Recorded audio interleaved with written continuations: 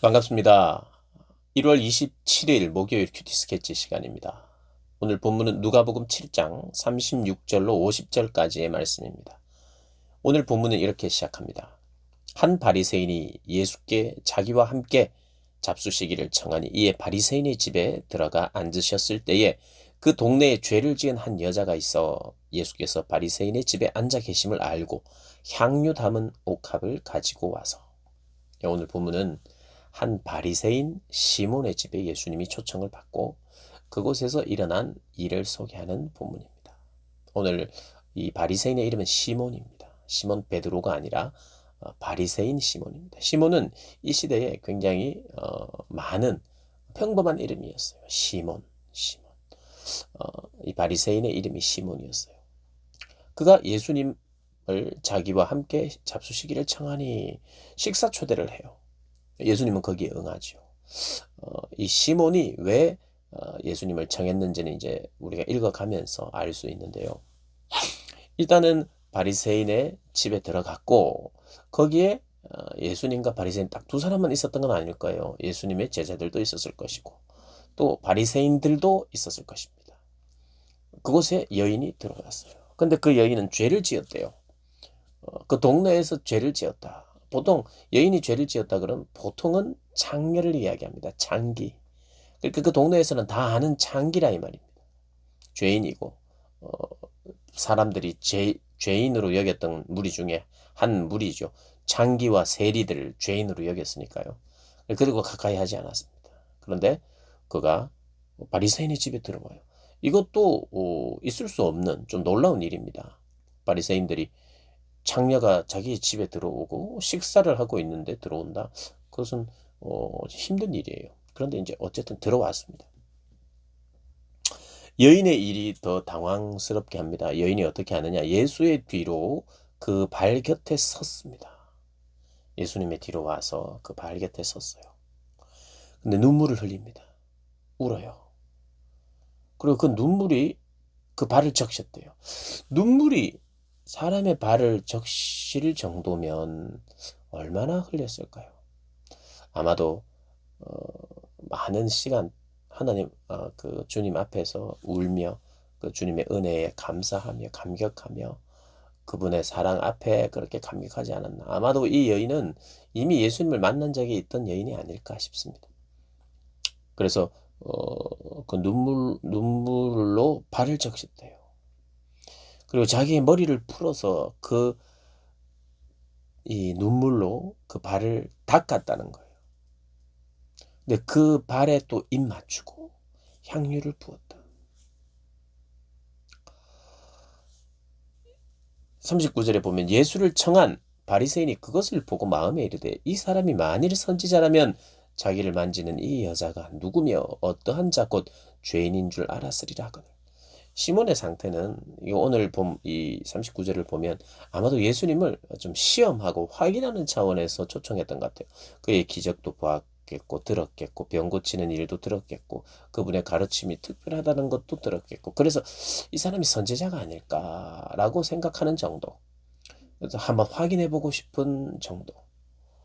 어, 그런데 이 여자가 동네 사람들이 다 아는 창녀인데 이 여자가 여기 왔다는 것도 문제고 불쾌함 뿐만 아니라 이 여인이 지금 하고 있는 행동 이것도 상당히 좀 황당한 일인데 이 예수님이 선지자라면 뭔가 감을 잡았을 텐데 이 사람이 뭔가 이상하다 이런 마음을 가졌다는 거예요. 그래서 예수님이 그 마음을 아시고 시몬아 내가 너에게 이를 말이 있다 하면서 이야기를 했는데 50데나리온 빚진 자와 500데나리온은 빚진 자 중에 둘 다 탕감을 해 주었다면 누가 더 사랑하겠느냐? 탕감해 준 사람을 누가 그를 더 사랑하겠느냐? 탕감해 준 사람을 누가 더 사랑하겠느냐? 이 말이에요. 당연하죠. 500데나리온, 50데나리온 분은 10배인데 수많은 그 500데나리온은 많은 돈을 어 거의 한 2년 가까운 월급 그래, 정도 그런 돈을 탕감해준 그 주인을 더 사랑하겠죠. 그래 그렇다. 이 여인이 그런 500데나리온을 탕감한 여인과 같은 사람이다 라고 이제 이야기를 합니다. 그러면서 여자를 돌아보시며 시몬에게 이야기해요.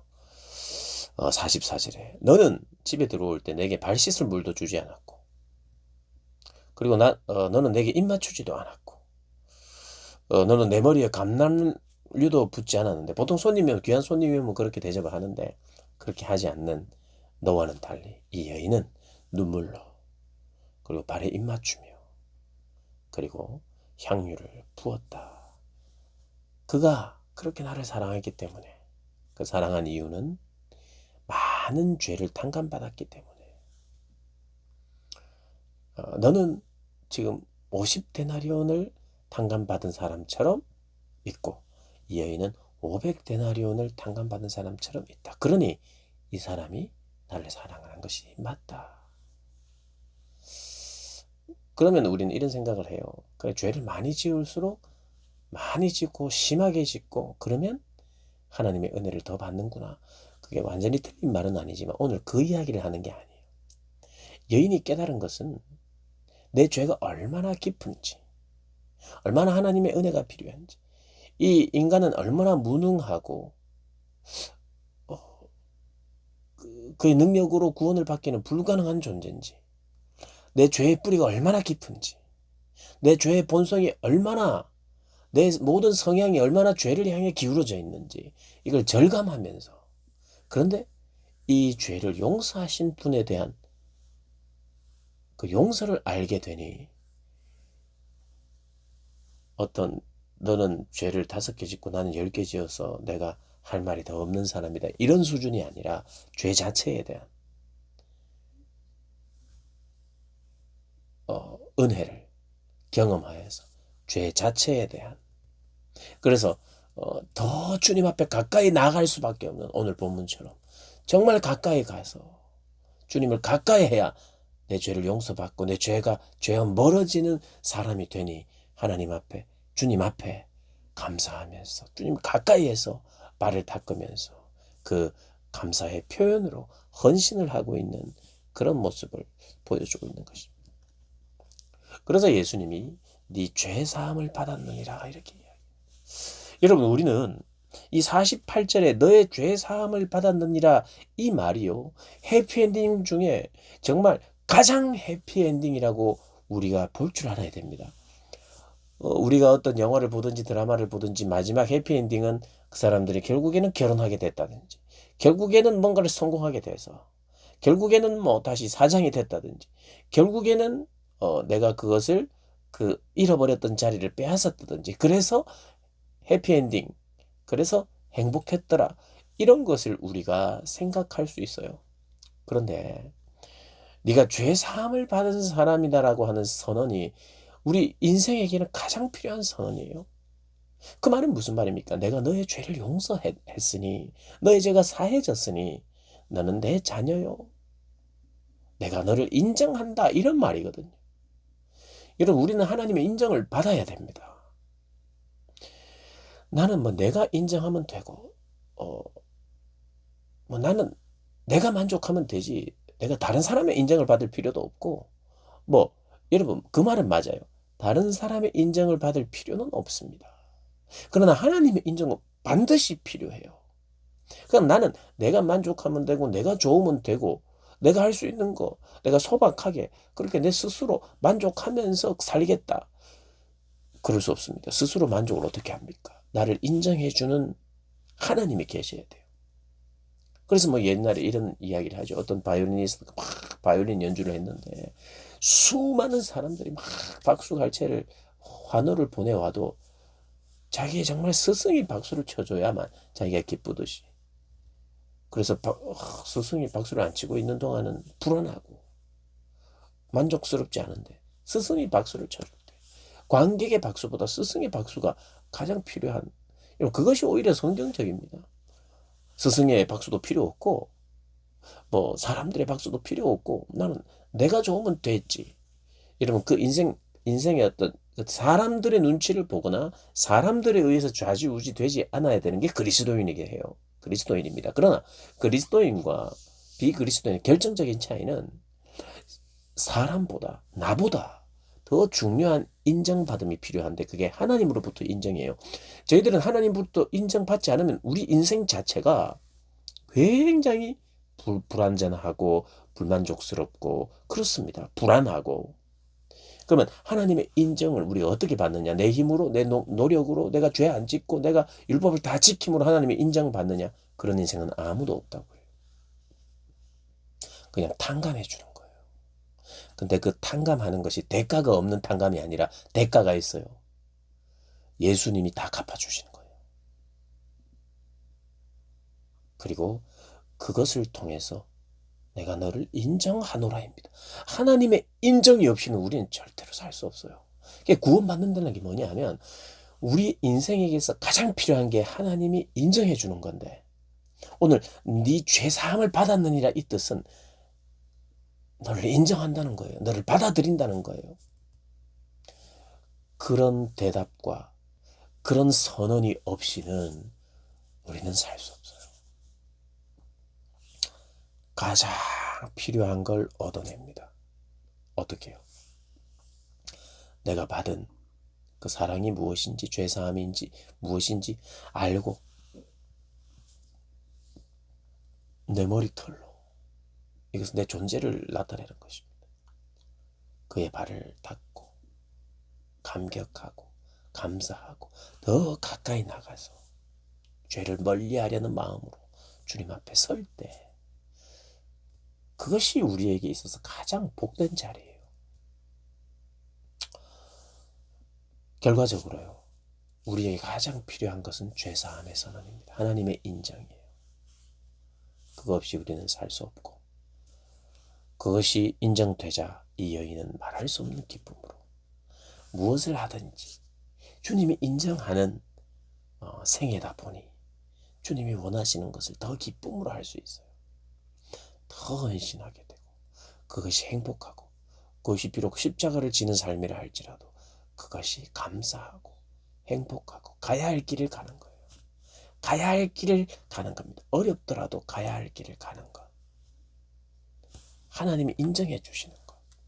오늘 바리새인은 하나님이 인정해 주고 예수님이 인정해 주는 자리에 있지 않아요.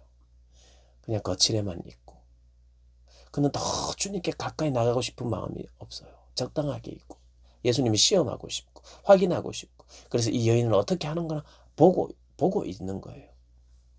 건수가 생긴 거죠. 오히려 이것이 이분이 선지자인지 뭔지를 알 수 있는 그런 좋은 기회일 수도 있겠다 이렇게 생각했지 않겠어요? 원래는 세리나 창기가 우리 집에 들어온 것을 절대적으로 막고 싫어하는 사람들이 바리새인이에요. 그런데 가만히 내버려둔 걸 보면 뭔가는 예수님을 테스트하고 시험하는데 더 좋은 환경이라고 여겼기 때문일 거예요.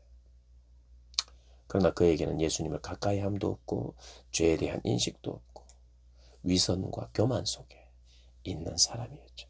그래서 시몬에게 그래도 초청하고 뭔가를 들어보겠다 하는 정말 이 시몬을 가장 잘 봐줬을 때 우리가 시몬을 좀 추측하는 수밖에 없어요. 본문을 통해서.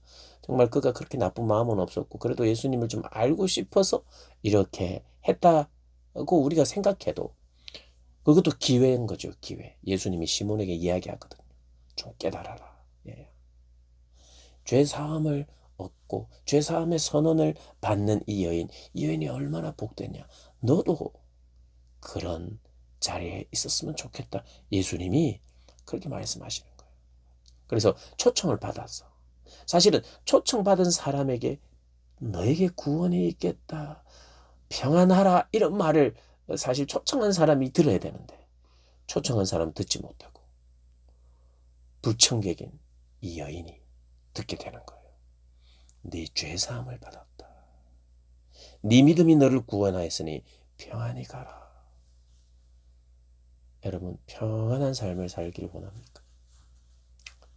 주님께 가까이 나가지 않고는 얻을 수 없는 것이 평안임을 인정하시고 주님께 더 가까이 나아감으로 말미암아 죄와 단절하고 죄를 미워하는 그런 삶 살아가시는 복된 여러분들 되시기를 주님의 이름으로 축복합니다.